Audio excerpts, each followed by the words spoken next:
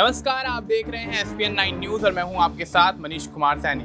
कल बुधनी और विजयपुर विधानसभा सीट पर उपचुनाव होता है और उपचुनाव के दौरान तमाम खबरें निकलकर सामने आती हैं। उन खबरों में बूथ कैप्चरिंग के मामले सामने आते हैं तो कहीं भारतीय जनता पार्टी के कार्यकर्ताओं द्वारा वोटिंग के दौरान मतदाताओं को डराने धमकाने के मामले सामने आते हैं और इस पूरे मामले को लेकर कांग्रेस हमलावर रहती है। जीतू पटवारी लगातार सोशल मीडिया साइट एक्स के जरिए वीडियो पोस्ट करते हुए भारतीय जनता पार्टी पर लगातार सिलसिलेवार हमले बोलते हुए नजर आते हैं। साथ ही इस बीच अब दिग्विजय सिंह का एक बड़ा बयान इस बीच सामने आता हुआ नजर आया और दिग्विजय सिंह आरोप लगाते हुए नजर आए हैं कि बूथ संख्या 195 पर अल्पसंख्यक मतदाताओं को वोट करने से रोका गया और ऐसे ही मामले यहां कहीं ना कहीं बुधनी और विजयपुर की मतदान के दौरान निकलकर सामने आते रहे। भारतीय जनता पार्टी लगातार इन मामलों को लेकर घिरती हुई नजर आई और इन दोनों ही विधानसभा सीटों पर होने वाले उपचुनाव के दौरान कांग्रेस के तमाम कार्यकर्ताओं और नेताओं पर पुलिस प्रशासन द्वारा कड़ा एक्शन लेना, 15 गिरफ्तारियां करवा देना कहीं ना कहीं भारतीय जनता पार्टी के खेमे में हलचल मचाता हुआ नजर आया और कांग्रेस लगातार इन मामलों को लेकर कहीं ना कहीं भारतीय जनता पार्टी को सीधे तौर पर घेरती हुई नजर आई। इस मुद्दे से जुड़े तमाम यहाँ पर सवाल हैं। तमाम सवालों के जवाब जानने के लिए हम इस वक्त न्यूज रूम में मौजूद हैं। न्यूज रूम के सहयोगियों से जानेंगे कि किस तरह के समीकरण बुधनी पर आने वाले समय में बनते हुए नजर आएंगे जब इस मतदान के रिजल्ट सामने आएंगे। सबसे पहला सवाल यहाँ हमारे सहयोगी राहुल से लेना चाहेंगे। राहुल, किस तरीके से देखते हैं कि दिग्विजय सिंह यहाँ आरोप लगाते हुए नजर आ रहे हैं कि बूथ संख्या 195 पर अल्पसंख्यक मतदाताओं को वोटिंग करने से रोका गया, डराया धमकाया गया और एक यही नहीं कई बूथों पर इस तरह के मामले सामने आते रहे। क्या लगता है भारतीय जनता पार्टी अपनी हार से डर कर कहीं ना कहीं कांग्रेस पर यहाँ पर उन पर सवालिया निशान खड़े करते हुए नजर आ रही है? देखिए, ये केवल बुधनी सीट का ही मामला नहीं है और अभी जिस तरीके से हम देखते हैं कि उपचुनाव नहीं, झारखंड में विधानसभा के भी चुनाव हुए और चुनावों के दौरान एक चीज़ ये देखने को मिलती है कि जिस तरीके से जो वोटर्स हैं कहीं ना कहीं उन्हें वोट देने से रोका गया। झारखंड में भी हम जब उस खबर को कवर कर रहे थे और उस दौरान देखने को मिलता है कि सीआरपीएफ के एक जो जवान हैं उनके सर में गोली मार दी जाती है। उसके बाद देखा जाता है कि बहुत सारी ऐसी जगह थे जहाँ पर 11 साढ़े 11 तक बज जाते हैं लेकिन पोलिंग बूथ पर लोग नहीं पहुँचते हैं। बिहार की अगर हम बात कर लेते हैं तो बिहार में जिस तरीके से उपचुनाव हो रहे थे वहाँ पर जो है खून खराबे जैसी स्थिति दिखती नजर आई है। वहीं मध्य प्रदेश में देखिए जो 2 बड़ी सीटें हैं जिन पर उपचुनाव हुए और ये भी कहीं ना कहीं ये दिखाता है कि क्या जो चुनाव आयोग है जिस तरीके से वो ये कहते हैं कि हम जो है जो सुरक्षा व्यवस्था है उसको बेहतर तरीके से करते हैं, लेकिन चुनाव आयोग पर सवाल बार बार खड़े हो जाते हैं कि सुरक्षा के इंतजाम ठीक नहीं है। और देखिए, सबसे बड़ी बात ये है कि ये लोकतंत्र का जो महापर्व होता है इसमें जो सभी लोग हैं, चाहे वो युवा लोग हों, जो यंग जनरेशन के लोग हों, जो नए वोटर्स हों, वृद्ध वोटर्स हो और ये तमाम ऐसे जो वोट जो जिनका पहला वोट बना होता है उनमें सबसे ज़्यादा उत्साह देखने को मिलता है। और जो वृद्ध लोग होते हैं वो भी कहीं ना कहीं कोई व्हील चेयर पे आ रहा होता है, कोई जो है किसी न किसी माध्यम के जरिए आ रहा होता है। तो ये देखा जाता है कि क्या जो वोटर्स हैं उनको कहीं ना कहीं उनको मनोबल तोड़ने की कोशिश की जा रही है, या अगर ये कहा जाए कि वोटर्स को डराना धमकाना, ये भारत के लोकतंत्र की तस्वीर नहीं है। और इस तरीके से देखा जाए तो ये सुरक्षा भी कहीं ना कहीं फेलियर जरूर मानी जाती है। हालांकि ये एक आध 2 राज्यों का मामला नहीं है। इससे पहले भी अगर हम देखते हैं, हरियाणा की बात कर लेते हैं, बीते कुछ समय पहले हरियाणा के अंदर चुनाव हुए, उसके चुनाव के जब नतीजे आ रहे थे तो उस चुनावी नतीजों के दौरान देखिए कांग्रेस पार्टी के प्रवक्ता हैं पवन खेड़ा और कांग्रेस की तरफ से सीएम उम्मीदवार थे भूपेंद्र सिंह हुड्डा, जिन्होंने ये सीधे तौर पर कहा कि जो वो मतगणना हो रही है और जिस तरीके से रिजल्ट की अगर हम बात करते हैं, रिजल्ट बहुत स्लो आ रहा था, बहुत लेट से वेबसाइट पर इसको डाला जा रहा था। तो ये कहीं ना कहीं विपक्षी पार्टी जो है वो बहुत पहले से इस तरीके की बात करते रही कि ईवीएम में गड़बड़ियां हैं। देखिए, अगर बात करें तो ये टेक्निकल चीज़ें होती हैं और ज़रूरी नहीं। देखिए, जम्मू कश्मीर की अगर हम बात कर लेते हैं वहाँ पर जो उमर अब्दुल्ला है देखिए मुख्यमंत्री बने, वहाँ पर ईवीएम में क्या गड़बड़ी नहीं हुई है। यहाँ पर अगर हम बात कर लेते हैं हरियाणा के अंदर, हरियाणा में कांग्रेस पार्टी ने बहुत बड़े आरोप लगाए, लेकिन कांग्रेस पार्टी उतने बड़े अंतर से नहीं हारी है। तो अगर जहाँ जहाँ उनको फ़ायदा मिला वहाँ भी क्या अगर बात करें तो क्या ईवीएम की गड़बड़ी है। देखिए ये विपक्षी पार्टी के जो लोग हैं वो इस तरीके के जो आरोप लगाते हैं ईवीएम में गड़बड़ी है या चुनाव आयोग सही से काम नहीं कर रहा, हालांकि इन तमाम मुद्दों को सुप्रीम कोर्ट में भी ले जाया गया है, लेकिन सुप्रीम कोर्ट ने भी सबूत मांगे हैं, जिसके बाद सुप्रीम कोर्ट भी कह रहा है कि विपक्ष केवल हो हल्ला करता है। महाराष्ट्र की तरफ अगर हम चले आते हैं तो महाराष्ट्र में भी हम देख रहे हैं खूब चेकिंग जो है वो चल रही है, जहां हम देखते हैं उद्धव ठाकरे जो है उनका बैग चेक किया जाता है। उसके बाद सवाल खड़े हो जाते हैं कि चुनाव आयोग पर केवल विपक्षियों पर क्यों जो है इस तरीके की चेकिंग हो रही है। लेकिन फिर बहुत सारे वीडियो आते हैं जिसमें केंद्रीय मंत्री नितिन गडकरी जो हैं उनके जो बैग्स को चेक किया जाता है। उसके बाद जो डिप्टी सीएम है देवेंद्र फडणवीस उनके बैग को चेक किया जाता है। तो ऐसे में ये देखा जा रहा है कि ये एक प्रोटोकॉल है। और देखिए चुनाव आयोग अगर चीज़ों की जांच कर रहा है, अगर चुनाव आयोग को संदेह है या चुनाव आयोग को लग रहा है कि सुरक्षा के लिहाज से यहाँ चेकिंग होनी चाहिए, इस तरह की व्यवस्था होनी चाहिए, तो मुझे नहीं लगता कि इसमें किसी भी तरीके की कोई दिक्कत है। और देखिए भारत एक लोकतांत्रिक देश है और यहाँ पर नियम कायदे कानून के साथ जो है वो चलना बहुत ज़्यादा ज़रूरी हो जाता है, क्योंकि ये जो नियम कायदे कानून बने ये हमारे आपके लिए ही बने हैं। इसमें हर कोई शामिल होता है, नेता भी शामिल हो जाते हैं। देखिए राजस्थान की एक बहुत बड़ी जो घटना चल रही है कोटा के अंदर, जिस तरीके से हम देख रहे हैं ये चीज़ें कहीं ना कहीं दिखा रही हैं कि किस तरीके से जो है निर्दलीय प्रत्याशी का अगर हम वहाँ पर जिक्र करते हैं तो वहाँ पर जिस तरीके से राजस्थान के अंदर हालात दिखाई दे रहे हैं, ये कहीं ना कहीं चीज़ें बताता है कि जो सरकारी अधिकारी हैं आप उन्हें डराने धमकाने लगते हैं। उद्धव ठाकरे ने कहा हमारी सरकार आ जाएगी, फिर आप देखिएगा।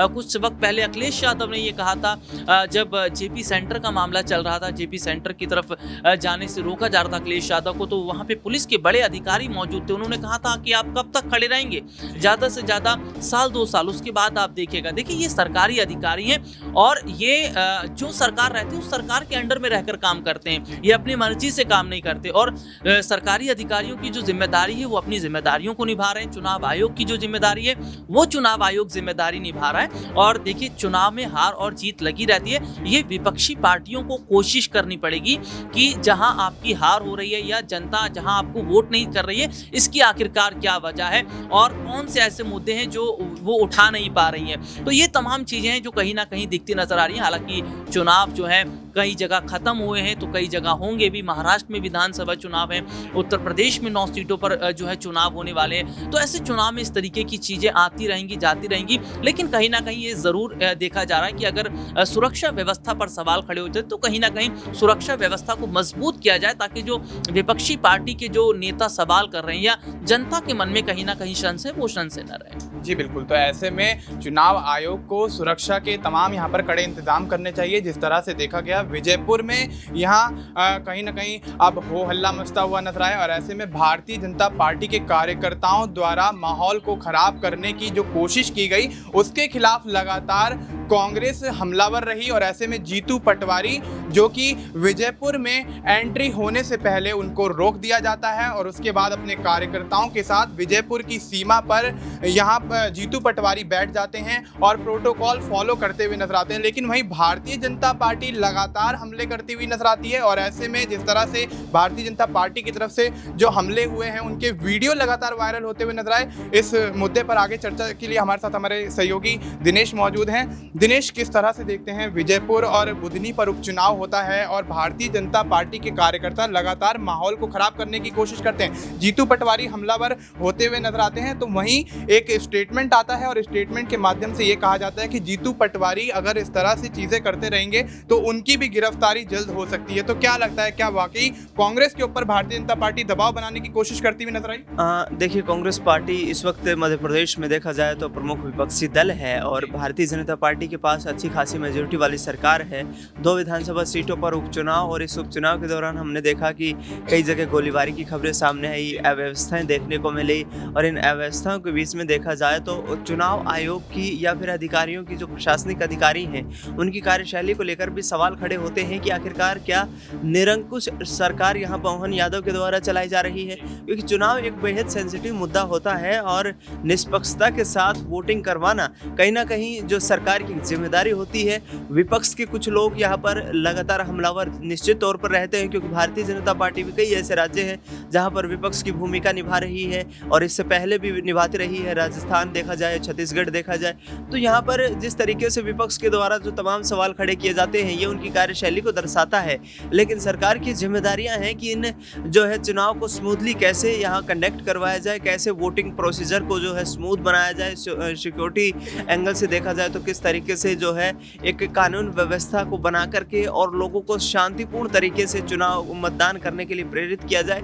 ये तमाम जो हंगामे की खबरें आ रही है सरकार की कहीं ना कहीं नाकामी दर्शाती है। लेकिन देखना ये होगा कि जीतू पटवारी की शिकायतों पर कितना असर यहाँ पर पहुँच पाता है और चुनाव आयोग आखिरकार किस तरीके से यहाँ पर जो है गंभीर एक्शन लेते हुए नजर आता है। क्योंकि लगातार इस तरीके की खबरें, चाहे उपचुनाव हो या फिर असेंबली इलेक्शन हो, जनरल इलेक्शन हो, तमाम इलेक्शंस में ये खबरें लगातार सामने आती है। और जब भारत सरकार जो कि प्रधानमंत्री नरेंद्र मोदी इस वक्त यहाँ पर प्रधानमंत्री की जिम्मेदारी निभा रहे हैं, लगातार वन नेशन वन इलेक्शन की बात करते हुए दिखाई दे रहे हैं। जब 2 सीटों पर इस तरीके के हंगामे के आसार रहते हैं और एक विशेष पर्टिकुलर राज्य में ये चुनाव होते हैं, तो आखिरकार फिर पूरे देश भर में एक साथ चुनाव करवाना यहाँ पर केंद्र सरकार के लिए किसी बड़े सपने से दूर नहीं दिखाई देता है। जी बिल्कुल। तो ऐसे में वन नेशन वन इलेक्शन की बात यहाँ भारतीय जनता पार्टी और प्रधानमंत्री नरेंद्र मोदी करते हुए तो नजर आते हैं, लेकिन जिस तरह से हमारे सहयोगी दिनेश ने बताया कि 2 विधानसभा सीटों पर होने वाले उपचुनाव के बीच जब इतना हो हल्ला होता हुआ नजर आता है, भारतीय जनता पार्टी पूरी तरह से घिरती हुई नजर आती है,